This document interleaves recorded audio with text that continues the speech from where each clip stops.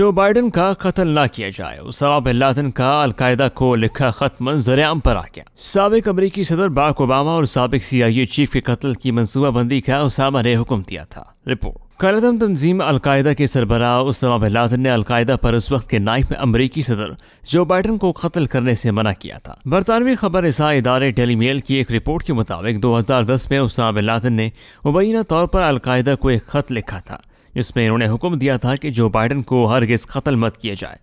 Report के मुताबिक Usama bin Laden ने खत में कहा कि अमरीकी सदर बराक ओबामा को कत्ल करने की सूरत में नाअहल जो बाइडन सदर बन जाएंगे, जिससे अमरीका को सख्त नुकसान पहुंचेगा। खत में इन्होंने कहा कि मुस्लिम ममालिक में जारी दहशतगर्दाना कार्रवाइयों का रुख सीधा अमरीका की जानिब मोड़ा जाए। उसामा बिन लादेन ने अपने खत में हिदायत की थी कि साबिक अमरीकी सदर बराक ओबामा और साबिक CIA चीफ के कत्ल की मंसूबाबंदी की जाए।